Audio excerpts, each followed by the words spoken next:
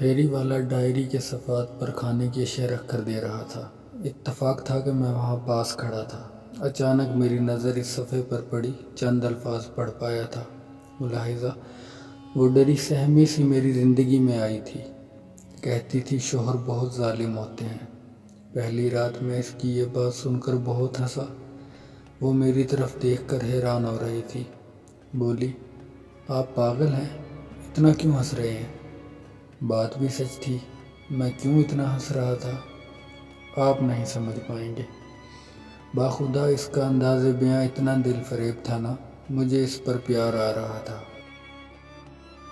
کہنے لگی، میری بات سن لیں، ابا جی کے کہنے پہ میں نے آپ سے بیاہ تو کر لیا ہے، لیکن اگر آپ نے مجھے مارا یا گالی دی تو میں واپس اپنے گھر چلی جاؤں گی، ابا جی کے پاس۔ اس کی آنکھوں میں نہ جانے کون سا ڈر تھا جو اسے کھائے جا رہا تھا۔ میری ارینج میرج تھی۔ مجھ پر ایک راز کھلا تھا، اس کی بڑی بہن کو اس کے شوہر نے اتنا مارا تھا کہ اس کی ٹانگ ٹوٹ گئی۔ اب وہ ایک نفسیاتی مریض ہے۔ مجھے کہنے لگی، مجھے مارنا نہیں، مجھے کچھ نہ کہنا، جب آپ نے مجھے چھوڑنا ہو تو بس ایک بار کہہ دینا، میں چلی جاؤں گی، حق مہر بھی معاف کر دوں گی، مجھے کچھ نہ کہنا کبھی۔ ہائے اس کی بے بسی، وہ میری پیاری بیوی تھی۔ کیوں کر بھلا کوئی اپنی ہمسفر کو دیمک زدہ کر سکتا ہے؟ میں اس کا ہاتھ پکڑا، ایک بوسہ کیا۔ میری گلاب کا پھول، بھلا کیوں ماروں گا آپ کو میں؟ ادھر آؤ۔ اس کا سر اپنی گود میں رکھا، اس کو پیار سے سمجھانے لگا، ایسا کچھ نہیں ہوگا، تم پریشان نہ ہو۔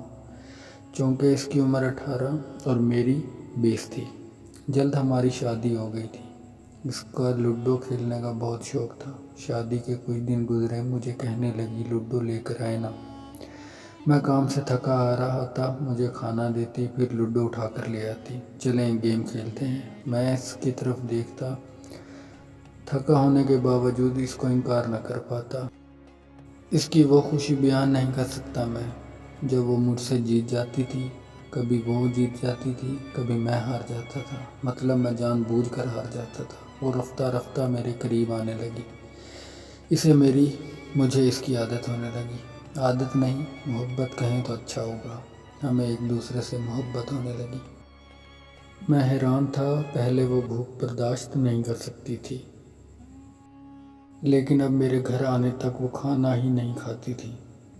کبھی رات کے 12 بھی بج جائیں، پھر بھی وہ بھوکی میرا انتظار کرتی، مجھے پہلے کھانا دیتی، پھر میرے پاس آ کر میرے کندھے پر سر رکھ لیتی۔ بچوں کی طرح ضدی سی تھی، مجھے کہتی اپنے ہاتھ سے کھانا کھلاؤ۔ میں اس کو اپنے ہاتھ سے کھانا کھلاتا، پھر میری گود میں سر رکھتی، دن بھر کیا کیا، کام کیے سب بتاتی، باتیں کرتے کرتے سو جاتی۔ مجھے زندگی کے ہونے کا احساس ہونے لگا تھا۔ مجھے محسوس ہونے لگا، زندگی کیا اتنی حسین بھی ہو سکتی ہے؟ کیا زندگی کے یہ خوبصورت لمحات بھلا جنت سا سما کیسے نہ دیتے؟ ایک بار میں کسی بات سے ناراض تھا، اسے ڈانٹا بھی تھا، میری طرف غصے سے دیکھنے کے بعد کمرے میں چلی گئی۔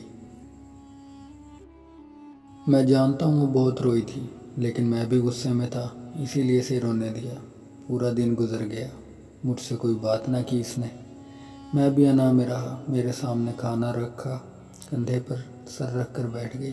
میں جانتا تھا وہ بھوکی ہے، اس کو کھانا نہ کھلایا، آخر میں بھی تو ناراض تھا۔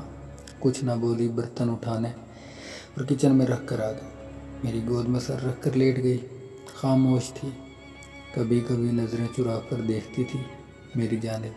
میں ٹی وی دیکھ رہا تھا، رات کے 12 بج گئے، بارش زوروں کی تھی، بجلی چمکنے لگی۔ میں اٹھا، کھڑکی کے پاس کھڑا ہو گیا، اس کا معصوم سا چہرہ، بھوکی سو گئی تھی، اس کے چہرے کی جانب دیکھ کر میں سارا غصہ بھول گیا۔ وہ سارا دن میرے لیے گھر کے کام کرتی ہے، ایک روبوٹ مشین کی طرح میرا ہر حکم مانتی ہے۔ بھلا اس کی ایک چھوٹی سی غلطی پہ آج میری وجہ سے بھوکی سو گئی۔ نیند میں بھی میرا نام لے رہی تھی۔ بارش بہت تیز تھی۔ میں کچن میں گیا، اس کے لیے آلو والے چاول بنائے، بہت شوق سے کھاتی تھی۔ میں نے اسے اٹھایا، میری طرف دیکھنے لگی، پہلے مسکرائی، پھر شاید اسے یاد آیا کہ مجھ سے ناراض ہے۔ کروٹ بدلنے لگی، میں اس کے چہرے کو دونوں ہاتھوں سے بھر لیا، آنکھوں میں دیکھا، پھر آہستہ سے مسکرائے، کانوں کو پکڑ کر معافی مانگنے لگا۔ اس کی مدہوش آنکھوں سے ہیرے کی مانند آنسو بہنے لگے۔ آپ کو پتہ بھی ہے میں کتنا روئی ہوں سارا دن۔ آپ بات نہیں کر رہے تھے، میری جان نکل رہی تھی۔ کیا آپ سے میں ناراض نہیں ہو سکتی؟ بس مجھے ڈانٹ کر خود کو ہیرو سمجھنے لگتے۔ صبح سے کچھ نہیں کھایا میں نے۔ ہائے میں قربان اس کی محبت پہ۔ میرے ہاتھ کو زور سے پکڑ کر صلح کرتے ہوئے مجھ سے جھگڑ رہی تھی، شکوہ کر رہی تھی۔ میں کچن میں گیا، اس کے لیے آلو والا پلاؤ لے کر آیا۔ دیکھ کر مسکرانے لگی۔ کب بنائی؟ میں اپنے ہاتھ سے کھلاتے ہوئے بولا، پاگل میں کوئی دشمن تھوڑی ہوں تمہارا۔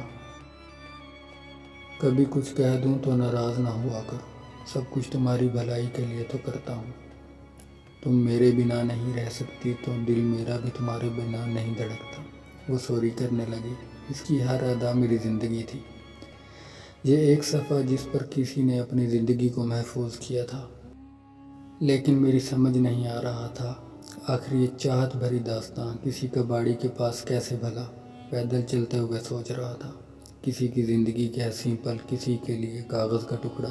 کاش میں اس ڈائری کو مکمل پڑھ سکتا، لیکن کچھ قصے ادھورے اچھے لگتے ہیں۔